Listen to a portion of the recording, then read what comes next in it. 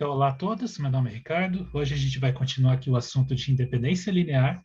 E esse vídeo vai ser um vídeo puramente teórico, tá? Eu só vou fazer teoremas aqui, que são os teoremas que dão base para a gente poder falar de outras coisas mais tarde. Então, eu vou começar com duas proposições básicas que podem ser usadas como critério para verificar se um conjunto é linearmente independente ou não, e que, na verdade, eu já tinha até mencionado no vídeo anterior, que é esse seguinte: imagina que você tem um conjunto finito de vetores. Isso aqui não é estritamente necessário, mas eu vou enunciar no formato da álgebra linear de dimensão finita. Tá? Então, imagina que você tem um conjunto finito de vetores, chama esse conjunto de S, e aí eu quero testar se esse conjunto é linearmente dependente ou não. Tá? Então, o critério diz que esse conjunto é linearmente dependente se e somente se, ou seja, é equivalente a algum desses vetores ser combinação linear dos demais. Tá? Então, algebricamente, você pode escrever isso assim, ó. Existe um índice, né? Ou seja, algum desses vetores, algum VJ, pode ser escrito como combinação linear dos demais. Quem são os demais? Bom, do V1 até o VJ menos 1, pula o VJ, e do VJ mais 1 até o VN. Tá? Então, isso é um critério. Você pode verificar se um conjunto é LD usando ele. Se você está testando se um certo conjunto lá, você quer saber se é LD ou não, você percebeu que algum dos vetores daquela lista é combinação linear dos outros, de alguma forma, né? Então, esse conjunto é automaticamente LD. E a demonstração disso é bem simples. Tá? Como é um C e somente C, a gente precisa fazer duas coisas, né? Então, eu vou fazer a implicação e a volta. Então, a implicação, primeiro, vamos lá. O que ela diz, né? A implicação é supor que o conjunto é linearmente dependente e concluir que algum desses vetores é combinação linear dos demais. O que significa supor que é linearmente dependente? Significa que o vetor nulo pode ser escrito como combinação linear desses caras, sem que você precise pegar todos os coeficientes iguais a zero, né? Então, existem escalares A1, A2 até AN, nem todos nulos, tais que o zero pode ser escrito como combinação linear desses vetores. Isso é a hipótese, né? Isso é o que significa ser LD. Essa hipótese do nem todos nulos quer dizer que algum desses números é diferente de zero, pelo menos um deles é. Então, supõe que seja um J, né? Então, digamos que o AJ é diferente de zero. Qual que é a vantagem do AJ ser diferente de zero? A vantagem é que nessa relação aqui, eu vou poder colocar o vetor VJ em evidência. Tá? Então, essa combinação é assim, né? Ela é A1V1 até AJ menos 1, VJ menos 1. Aí vem o VJ, que eu estou supondo aqui que esse escalar que acompanha ele é diferente de zero. E o restante, né? AJ mais 1, VJ mais 1, etc., até AN, VN, e isso é igual a zero. Então, a ideia é que, como esse coeficiente AJ é diferente de zero, eu posso isolar o VJ aqui, deixar ele sozinho, passa todo mundo para o outro lado, e esse AJ que está multiplicando o VJ, eu passo dividindo, porque ele é diferente de zero. Então, fazendo essa conta, né, você vai concluir que o VJ, colocando ele em evidência, ele vai ser igual ao quê? Passa todo mundo para o outro lado, então vai ficar menos A1 dividido por AJ, porque eu vou passar o AJ dividindo já. Então, isso aqui vezes V1, etc., até o AJ menos 1 sobre AJ, VJ menos 1. Aí pula o VJ, né, porque é justamente ele que eu deixei sozinho. Então, vai ser AJ mais 1 sobre AJ, VJ mais 1, e assim por diante, até AN sobre AJ vezes VN. Né? Então, quando você faz essa conta, você está escrevendo o V, o que importa é que essas coisas aqui são escalares, são números. Né? Cada um desses caras aqui é um número. Então, isso que está aqui do lado direito, por mais que seja abstrato, nada mais é do que escrever o vetor VJ como uma combinação linear dos demais. Né? Aqui está os vetores V1 até VJ menos 1, daí pula VJ mais 1 até VN. Então, isso é a implicação, né? A gente concluiu que se o conjunto é linearmente dependente, então algum desses vetores, no caso aqui o VJ, é combinação linear dos demais. E, reciprocamente, se algum desses vetores é combinação linear dos demais, eu quero concluir que ele é linearmente dependente, né? Então, eu vou concluir que o zero pode ser escrito como combinação linear desses vetores, sem que todos os escalares sejam nulos. Tá? Então, esse é o conteúdo da volta. Então, vou supor, né? Suponha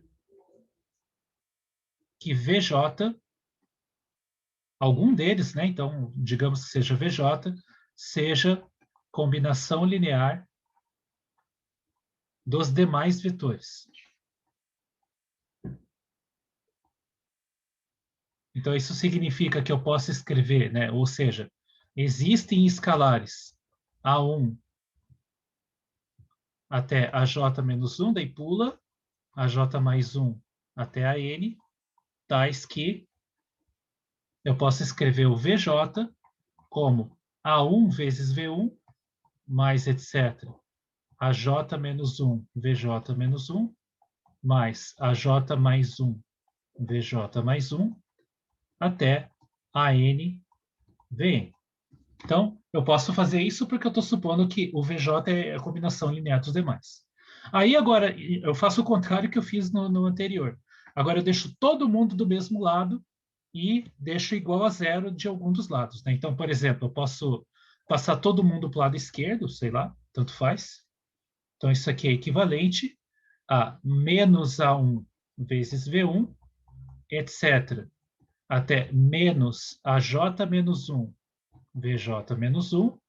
Aí vai ter o VJ aqui, que eu já vou evidenciar aqui, que é como se fosse 1 vezes VJ, mais menos AJ mais 1, VJ mais 1, etc., até menos AN, VN. E isso tudo vai ser igual a zero agora, porque eu passei todo mundo para o outro lado. Então, qual que é a interpretação dessa equação aqui? O que importa, de novo, né, é que essas coisas são números, tudo isso aqui é escalar, né? Então, isso que está do lado esquerdo é uma combinação linear de todos os vetores, desde o V1 até o Vn, porque o Vj está ali também. Então, é uma combinação linear de todos os vetores e que está dando o vetor nulo, né? Isso dá o vetor nulo. Ou seja, eu estou escrevendo o vetor nulo como combinação linear dos vetores V1 até Vn. Só que nessa combinação linear, nem todos os escalares são nulos, porque o escalar que acompanha o Vj vale 1. E isso aqui é diferente de zero. Então, isso está dizendo que o vetor nulo pode ser escrito como combinação linear de V1 até Vn, sem que você precise pegar todos os escalares iguais a zero. Portanto, o conjunto é LD. Tá? Então, isso implica que o conjunto V1 até Vn é linearmente dependente. Então, isso conclui a demonstração que a gente fez tanto a ida quanto a volta. Tá? Então, esse é um critério que vocês podem usar para verificar se um conjunto é LI ou LD. A segunda proposição, ela é como você aumenta conjuntos linearmente independentes. Tá? Então, imagina que você tem um conjunto S, que você já sabe que é linearmente independente, e imagina que, quando você pega o espaço gerado por ele, ou seja, o conjunto de todas as combinações lineares de elementos do S, imagina que isso não dá todo o conjunto, não dá todo o espaço vetorial V. Então, se não dá tudo, tem algum vetor que está fora, né? Então, imagina que tem um vetor que está fora do span. Se você pegar o conjunto S original e adicionar nele agora esse vetor V que está fora do span, o resultado disso ainda é um conjunto linearmente independente. Tá? Então, isso diz assim, né, que você pega um conjunto LI, pega o span, isso preenche parte do espaço. Se isso não der tudo, pega algum dos vetores que está fora desse span, adiciona ele na lista. Você produziu agora um conjunto LI maior ainda. Pega o span desses caras agora, com esse vetor adicionado. Isso vai preencher um espaço maior ainda. Se ainda não der o espaço todo, você pode pegar um vetor fora, aí esse vetor fora acrescentando no original vai dar um novo conjunto ali, e assim vai. Então você vai, isso te dá um método, né, para você ir engordando conjuntos linearmente independentes. Eventualmente, né, você pode acabar cobrindo o espaço todo fazendo isso. Tá? Então, eu vou voltar nisso mais tarde também. Bom, então, como é que é a demonstração disso? Né? Bem simples também, não tem segredo. Eu quero verificar que esse conjunto é linearmente independente, certo? Então, eu vou tomar uma combinação linear nula de elementos desse conjunto e estudar quem são os possíveis coeficientes. E eu vou ter que concluir, né, já que a afirmação é essa, eu vou ter que concluir que todos os escalares são iguais a zero. Bom, então, uma combinação linear nula de elementos desse conjunto é uma combinação linear, parte dessa combinação linear vai ter vetores do S e a outra parte vai ter esse vetorzinho V, né? Porque isso que são os elementos dessa união. São elementos que estão no S ou que são o V. Então, suponha, como que eu posso escrever isso, né? Então, suponha que A1, A2, AN e A sejam escalares e V1 até Vn sejam vetores em S, tais que A1V1 mais AN-Vn mais A vezes V seja igual a zero. Ou seja, suponha que você tem uma combinação linear nula de vetores de S união V, ou seja, uma parcela desses vetores são vetores do S, e a última aqui é uma parcela do conjunto que só tem o V. Né? Por isso que eu nomeei esses escalares desse jeito. A1 até a N para vetores que acompanham os vetores de S, e um nome para um escalar que acompanha o V. Agora, qual é a hipótese, né? A hipótese é que esse vetor V ele não pertence ao span de S, né? Então, isso conclui o seguinte: o que eu quero concluir a partir de agora é que esse escalar Azinho que acompanha o V, ele tem que ser igual a zero. Porque se ele não fosse zero, eu ia poder escrever o V como combinação linear do V1 até Vn, o que gera uma contradição, porque eu estou supondo que o V não está no span de S. O V não pode ser combinação linear desses caras. Tá? Então, a afirmação, que eu já até falei por que vale, né? A afirmação, o escalar Azinho, eu quero concluir que todos os escalares são zero, mas eu vou começar fazendo isso, provando que o Azinho é igual a zero. Tá? Então, o Azinho é igual a zero, pois, caso contrário, se ele não fosse zero, você faz o mesmo argumento da proposição que eu acabei de fazer anterior, você isola o V, passa o Azinho dividindo, e você vai concluir que o V é a combinação linear do V1 até Vn. Tá? Então, pois caso contrário, o V seria igual a menos A1 sobre A, V1, mais, etc. É o mesmo raciocínio da proposição anterior. Então, o V seria, ou seja, o V seria a combinação linear de elementos de S, o que é uma contradição com a hipótese, né? O que é uma contradição com a hipótese. Então, isso me conclui que esse Azinho, na verdade, é igual a zero. Se o Azinho é igual a zero, eu concluo que nessa combinação linear aqui, eu nem preciso escrever mais essa última parcela, porque o Azinho já é zero. Então, essa equação aqui, vamos dar o um nome para ela só, a equação 1. Então, a equação 1, vou escrever aqui embaixo, vou ficar apertado ali. Então, a equação 1 se torna, não tem mais a última parte referente ao vetor V. Então, o que sobra é A1 até AN igual a zero. Mas isso aqui é uma combinação linear nula dos vetores V1 até Vn, que são vetores de S. Aí eu uso a hipótese de que o conjunto S é linearmente independente. Se eu escrever o vetor nulo como combinação linear de elementos de S, necessariamente eu tenho que ter todos os escalares nulos. Então, é isso que ocorre aqui. Então, isso aqui se torna isso, que é uma combinação linear nula de vetores de S, que por hipótese é LI.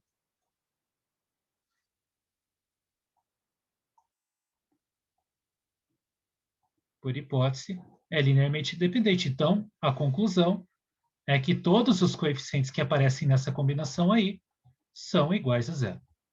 Então, juntando isso com o que eu acabei de mostrar, a combinação linear com todos os vetores de S ali, né, mais esse vetor V, se isso der o vetor nulo, a gente concluiu que todos os coeficientes são iguais a zero. Então, esse conjuntão inteiro, junto com esse vetorzinho V, também é ali. Então, logo, o A e todos os outros Azinhos são iguais a zero. Isso implica que o conjunto S união V é linearmente independente.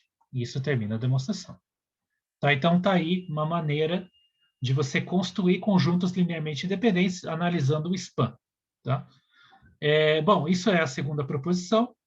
E a terceira proposição que eu vou provar aqui hoje já é um teorema mesmo, ela é bem mais técnica e ela vai dar um pouco mais de trabalho, mas ela vai servir para definir o que é a dimensão de um espaço vetorial. Então, imagina que você tem uma seguinte situação agora. Você tem V um espaço vetorial, você tem A contido em V um conjunto que você já está supondo que é linearmente independente e que, digamos, que tem N elementos, e supõe que você tem um conjunto B que é gerador do V e que tenha M elementos. O que significa ser gerador do V? Ou seja, o V, o espaço vetorial V, é o span do B, ou seja, todo vetor de V é a combinação linear dos elementos de B. Tá? E digamos que esse B tenha M elementos. Então, você tem um conjunto Li com N elementos e um conjunto gerador com M elementos. A conclusão desse teorema é que esse conjunto Li tem que ter, no máximo, a quantidade de elementos que esse conjunto de geradores tem. Tá? Então, N é menor ou igual a M. Beleza? Então, esse é o enunciado desse teorema. A gente vai demonstrar ele aqui. E a demonstração vai ser por uma redução absurda também. Tá? Então, a gente vai supor por absurdo que essa desigualdade aqui não ocorre. Tá? Então, supor o contrário é supor que o N é maior estrito que o M. Né? Então, suponha, por absurdo, que o N seja estritamente maior que o M. E o que eu vou fazer? Tá? Então, como a estratégia é assim, a gente vai ficar repetindo um certo processo e daqui a pouco ele vai ficar claro. Então, o B é gerador, né? Vamos dar nomes para os conjuntos aqui, porque a gente vai precisar dar nomes. Então, deixa eu dar uns nomes primeiro aqui. Digamos que o conjunto A, por hipótese, tem N elementos, então, digamos que os elementos sejam V1 até Vn, e o B é um conjunto com M elementos. Digamos que os elementos sejam U1 até UM. Tá? Então, não precisa ter nada em comum esses dois. Então, um tem N elementos, o outro tem N. Então, digamos que o A e o B sejam assim, e, por hipótese, né, a gente sabe que o B é um conjunto de geradores. Ou seja, o espaço vetorial V, ele é o span desse conjunto de vetores U1 até UM. Né? Eu sei que o V é isso por hipótese. Então, em particular, já que todo vetor em V pode ser escrito como combinação linear do U1 até o M, em particular, o primeiro vetor do conjunto A também pode. Então, eu vou escrever o V1 como combinação linear desses U1 até o M. Tá? Então, em particular, o vetor V1 pertence ao span de U1 até o M. Agora, para não complicar a notação demais, o que significa isso? V1 é combinação linear de todos os vetores U1 até o M. Nessa combinação linear aparecem escalares. A afirmação que eu faço primeiro é que, como o conjunto A é linearmente independente, o vetor nulo não pode estar nesse conjunto. Né? Porque é uma das coisas que a gente viu, que se o conjunto contém o vetor nulo, automaticamente ele é LD.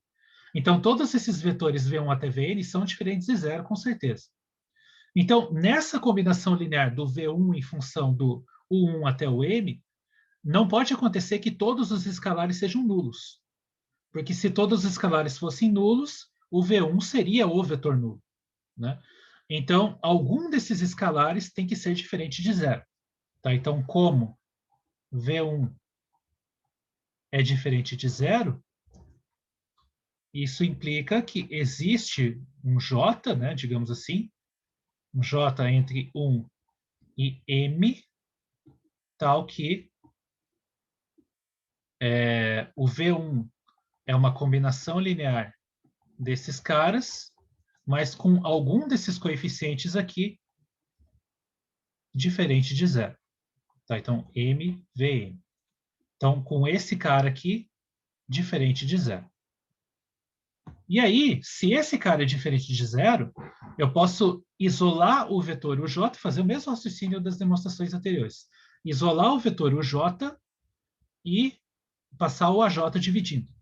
Daí o UJ vai ser escrito como uma combinação linear de V1 e dos outros U's, dos demais U's.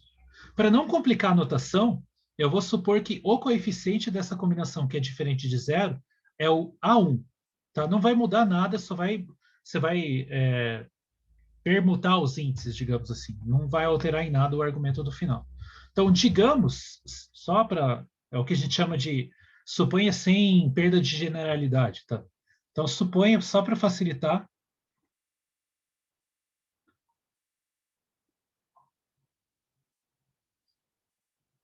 que o J seja igual a 1.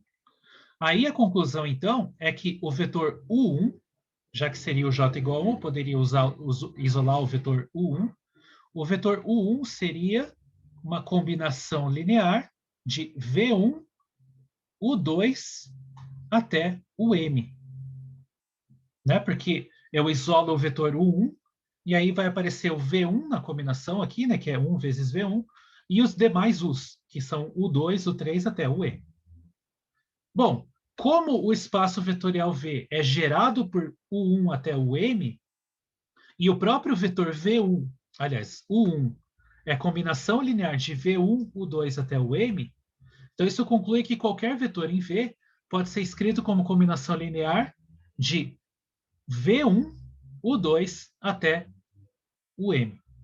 Tá? Então eu posso trocar esse vetor U1 aqui pelo vetor V1. Tá? Então, eu sei que é confuso por causa de um monte de notação, mas o argumento que eu acabei de fazer aqui é que eu posso trocar esse span, em vez de colocar só vetores U's, eu posso concluir que eu posso trocar esse vetor U1 pelo vetor V1. Tá? Então, a conclusão, logo, então, de novo, né, como o V é o span, ou seja, todo vetor é combinação linear desses U's, desde o U1 até o M, e eu acabei de concluir que o vetor U1 também é combinação linear de V1, U2 até o M, então eu posso trocar esse U1 pelo V1. Então é V1, U2 até o M. E agora o que eu faço? Bom, vou repetir o argumento agora, já que o vetor, já que o espaço vetorial V inteirinho é span desse cara aqui todo, qualquer vetor em V é combinação linear desses caras. Em particular, o vetor V2 é a combinação linear desses caras. Tá? Então, em particular, V2 também está nesse span. Ele é combinação linear de V1, U2 até o M. Agora, o raciocínio vai começar a se repetir. O V2 ele é a combinação linear desses caras. Aparecem coeficientes. Agora analisa os coeficientes que aparecem a partir do U2. Do U2, U3 até o M. Se todos esses escalares fossem iguais a zero, então você não teria nada dessa parte dos U's e sobraria simplesmente que o V2 seria um escalar vezes V1. Ou seja, o V2 seria um múltiplo do V1, mas isso é um absurdo, porque o conjunto S, o conjunto S não, o conjunto A, por hipótese, é linearmente independente. Então, não pode ter um vetor múltiplo um do outro lá, porque o conjunto inteiro é ali. Então, isso dá um absurdo. Então, qual que é a conclusão? que dos coeficientes que aparecem do U2 em diante, algum deles tem que ser diferente de zero. De novo, para facilitar, eu vou supor que o coeficiente que é diferente de zero acompanha o U2. Tá? Então, como o conjunto A é linearmente independente, podemos supor que V2 vai ser uma combinação linear, né? Desses caras. E aí vai aparecer coeficientes acompanhando o U2 em diante. Aí eu posso supor que o V2 é assim, com o A2 diferente de zero. Algum deles vai ser diferente de zero a partir do 2, mas vamos supor para facilitar que é o A2. Para que isso? Bom, porque daí, de novo, agora eu posso isolar o U2 nessa equação, e o U2 vai ser escrito como combinação linear de V1, V2 e dos demais U's. Mas, de novo, como o V já é combinação, o V todo, né? Já é o span dessa lista de vetores aqui, e o U2 é combinação linear de V1, V2 e dos demais, agora eu vou poder trocar esse U2 aqui pelo V2. Tá? Então, isso implica que o V agora vai ser combinação, vai ser o span, né? De V1, V2, U3 em diante. Tá? Então, esse raciocínio que eu estou fazendo, em cada etapa, eu vou trocar um dos U's por um dos V's. Tá? E por que eu posso continuar fazendo isso? Bom, os V's, né? Os V's correspondem ao conjunto A. E os B's correspondem ao conjunto... Os U's, né? Correspondem ao conjunto B. Eu estou supondo, por absurdo, que eu tenho N maior que M, ou seja, que eu tenho mais vetores V's do que vetores U's. Então, como eu tenho mais V's do que U's, eu posso continuar esse processo e em cada etapa eliminando um dos vetores U's até esgotar eles. Porque eu tenho mais V's do que U's. Então, eu posso continuar fazendo isso até completar esse processo e eliminar todos os U's. Tá? Então, continuando esse processo aqui, a conclusão que a gente vai tirar... Eu sei que eu não estou escrevendo todos os detalhes, porque é bem chato de escrever essa demonstração, mas continuando esse processo aí, em cada etapa você elimina um U e coloca um V no lugar. E como você tem mais V's do que U's, você pode continuar até eliminar todos os U's. Então, continuando o processo, vamos obter, né? Então, obtemos que o seu próprio V, ele é o span dos vetores V1, você elimina em cada etapa um dos U's, né? E você faz isso M etapas, porque você tem M vetores U's, né? Então você elimina todos os U's e você vai sobrar só vetores V's. Então essa é a conclusão.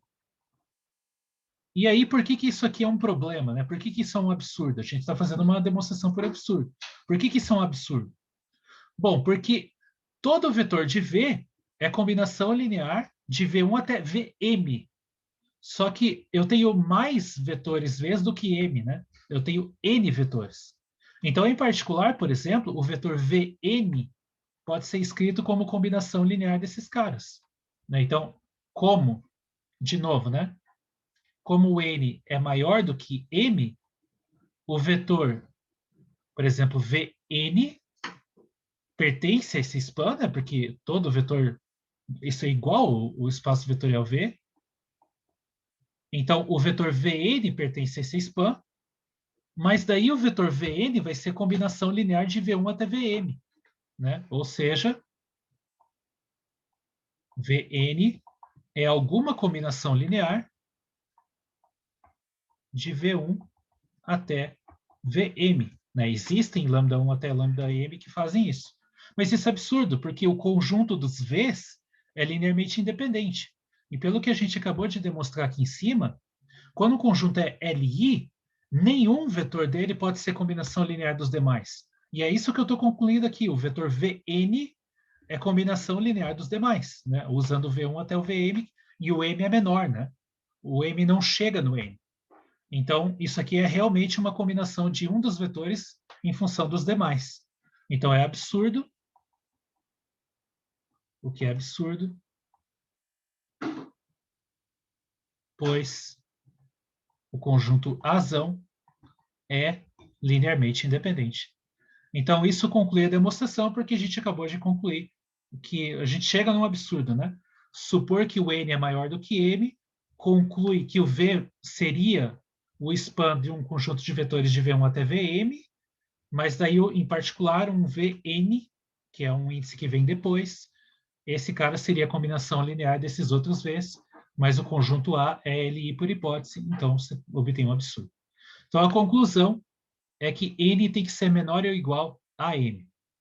Tá? Então, por que essa proposição é importante, né? Então, a gente vai usar ela já já. Primeiro, uma definição. Né? Então, um outro conceito central da álgebra linear. O que é uma base? Né? Uma base para um espaço vetorial é um subconjunto não vazio que gera o V, ou seja, o espaço vetorial V inteiro, ele é o span de S, qualquer vetor de V é combinação linear dos elementos de S, e que, ao mesmo tempo, ele seja linearmente independente. Tá? Então, são duas condições para um conjunto de vetores ser base. Ele tem que gerar o espaço inteiro e tem que ser linearmente independente. Tá? E aí eu digo que um espaço vetorial tem dimensão finita se você for capaz de encontrar alguma base, ou seja, né, um conjunto que satisfaz essas duas condições aqui, e que essa base tem uma quantidade finita de elementos. Tá? Então, isso é um espaço vetorial de dimensão finita. É um espaço vetorial que possui uma base com uma quantidade finita de elementos. E aí a proposição, que vai ser uma consequência do que a gente acabou de demonstrar, é que em um espaço vetorial de dimensão finita, qualquer par de bases que você pegar necessariamente tem a mesma quantidade de elementos. Tá? Então, se beta 1 e beta 2 são bases de V, então beta 1 e beta 2 são conjuntos, podem ser conjuntos diferentes, mas eles têm que ter a mesma quantidade de elementos. Tá? Então, por que isso é verdade? Então, vamos ver a demonstração disso. Tá? Então, demonstração. Digamos que o beta 1 tenha, digamos, n elementos, isso aqui é a notação para cardinalidade, e a cardinalidade do beta 2 seja m.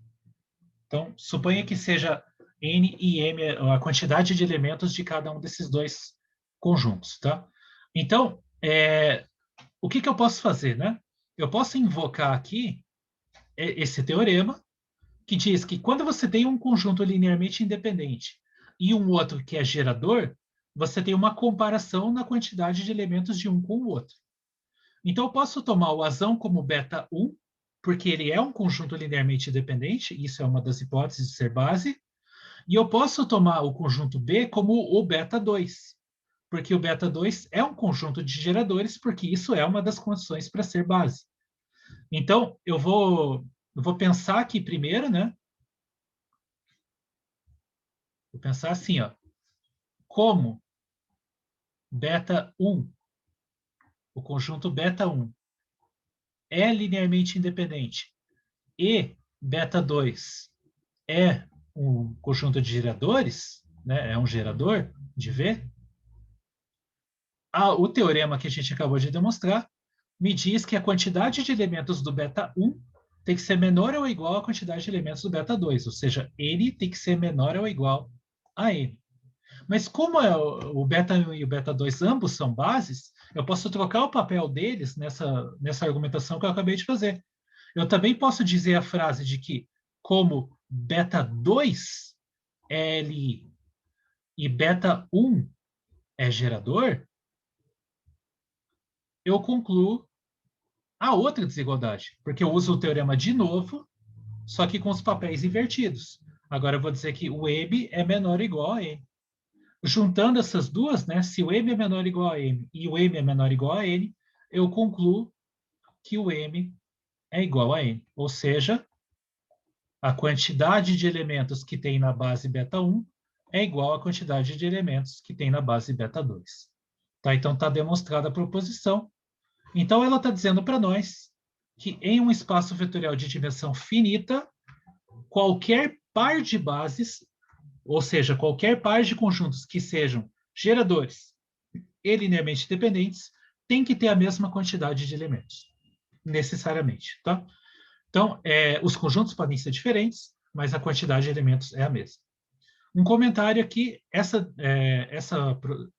proposição que eu acabei de mostrar, ela é verdadeira independente da dimensão. Mesmo que o espaço vetorial tenha dimensão infinita, qualquer par de bases vai ter a mesma cardinalidade.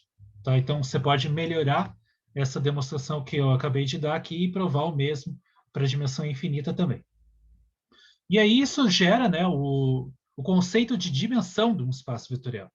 Então, se você tem um espaço vetorial de dimensão finita, o que a gente chama de dimensão do espaço vetorial é a quantidade de elementos de qualquer base, né? Porque independente da base que você pegue, a quantidade de elementos vai ser a mesma. Então, esse conceito está bem definido, se chama dimensão de V, e a notação que a gente usa é esse dim de V aqui. Os três exemplos principais, né, que a gente fez são o Rn. A gente já verificou que esse conjunto de vetores canônicos era um conjunto de geradores. Falta você verificar aqui que ele é um conjunto Li, mas isso é trivial, vou deixar isso aqui para vocês fazerem. Então, esse conjunto beta é o que a gente chama de base canônica. Ele é gerador, é Li, e tem N elementos. Então, a conclusão é que a dimensão do Rn é exatamente N. O conjunto das matrizes, né, o espaço vetorial das matrizes com M linhas e N colunas. A gente já tinha visto esse conjunto beta, que é o conjunto de todas as matrizes EKL, aquelas matrizes que têm 1 numa posição e 0 em todo o resto. A gente já tinha visto que esse conjunto de matrizes é gerador, é trivial ver que ele é um conjunto Li também, portanto ele vai ser uma base, é uma base com uma quantidade infinita de elementos, portanto o espaço vetorial de matrizes também tem dimensão finita, e a quantidade de elementos, né, a quantidade de matrizes nesse formato é exatamente M vezes N, que é a quantidade de entradas que você tem numa matriz M por N. E, finalmente, se N é um número natural ou zero, você pode pegar o espaço dos polinômios de grau menor ou igual a N. A gente já tinha verificado que esse conjunto de polinômios, o constante igual a 1, aí x elevado a 1, x elevado a 2, até x elevado a n, dá um conjunto gerador. Você também pode verificar trivialmente que esse é um conjunto linearmente independente, portanto, uma base, e essa base tem n mais 1 elementos, né? E, portanto, a dimensão do espaço de polinômios de grau menor ou igual a n é n mais 1. Tá? Então, esses são os exemplos, os mais simples, né? Dos três principais espaços vetoriais que a gente viu no curso. E aí, na próxima, a gente vai voltar com outros exemplos, né, que não sejam esses. Então, calcular dimensões de subespaços, por exemplo, e outras coisas mais. Tá? Então, eu espero que vocês tenham gostado. A gente se vê na próxima. E até mais.